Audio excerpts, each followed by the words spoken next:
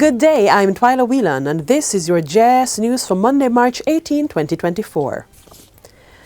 A major step has been taken to deliver improved water supply to residents of St. Catherine, Kingston and St. Andrew. Prime Minister Andrew Holness officially broke ground for the much-anticipated Rio Cobre treatment plant in Content, St. Catherine last Thursday.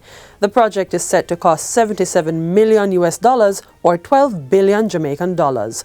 Prime Minister Holness says it's part of the government's response to the increasing demand on the supply networks. Within the last 5 decades, the growth of residential, business and industrial users have resulted in the establishment of several new commercial entities and residential communities in various sections of the Kingston metropolitan area, which has resulted in a significant increase in the demand for potable water.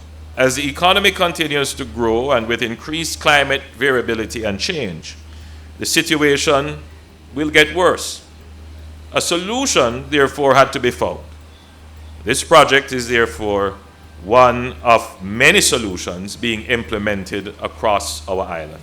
The system will provide an additional 15 million gallons of water per day to approximately 600,000 residents, or more directly, 150,000 customers in Spanish Town and its environs, Old Harbour Road and Portmore, as well as Kingston and St. Andrew.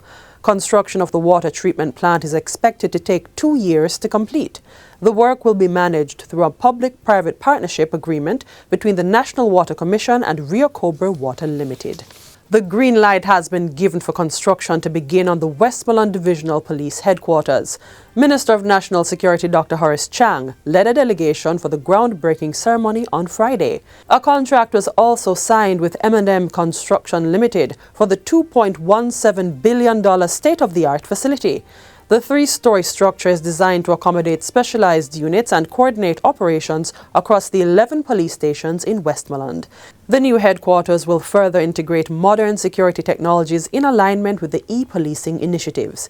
It will also facilitate improved response times and interactions with citizens, as well as enhanced police presence in the division to promote public order.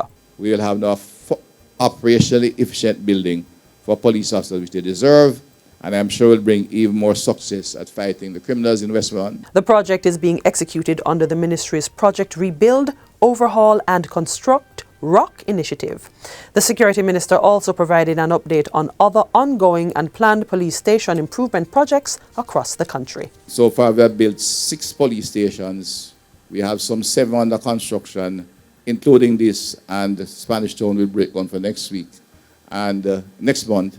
And we have another 8 in what we call the Project Public Investment Assessment Board, which is where you get things lined up to the money spent on it. The government is working on plans to institute legislation for the establishment of a business improvement district. Minister of Finance and the Public Service, Dr. Nigel Clark, made the disclosure during the recent meeting of the Standing Finance Committee of Parliament. We're working on a project with the World Bank to introduce a concept of a business improvement district that will provide a legislative framework for the government to involve the private sector in the maintenance of an area. Dr. Clark was responding to concerns about the state of the drainage network along Marcus Garvey Drive and Tinson Pen in Kingston and the potential impact on commerce when it rains.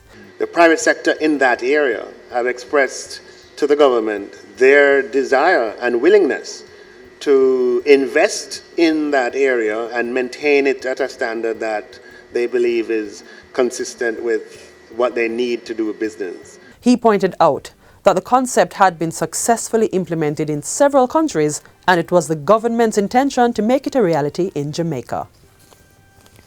Tax Administration Jamaica will be investing $11 billion to modernize, upgrade and construct new tax offices over the next 3 years. Finance Minister Dr. Nigel Clark reveals that this will include the construction of a new full-service tax office and business centre in Crossroads, St. Andrew at a cost of $2.3 billion.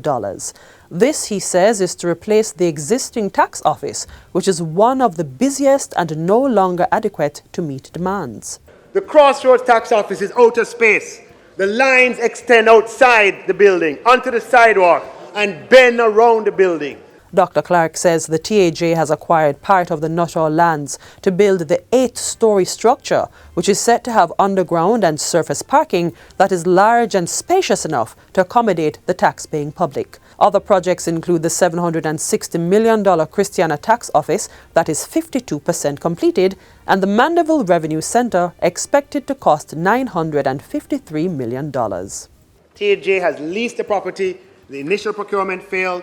We're going back again and hoping construction will start in the upcoming fiscal year. The upgrade of the Montego Bay Revenue Center in St. James is expected to cost $2.4 billion, while $930 million is earmarked to build a brand new tax office in Brownstown, St. Anne. Portmore is also getting a new tax office with a $1.9 billion bill, and $920 million will be spent on one in Santa Cruz in St. Elizabeth. The Anoto Bay tax office in St. Mary is also undergoing renovations and refurbishing.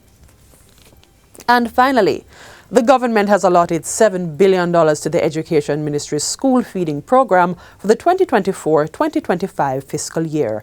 Portfolio Minister Favour Williams says the funding will contribute to the lunch and breakfast program that assists nearly 100,000 students on the program of advancement through health and education path. Additionally, she says the ministry has been striving to ensure that schools have functional canteens to support the provision of lunches for children who are not on path. We have been encouraging as well across our schools the implementation of school gardens.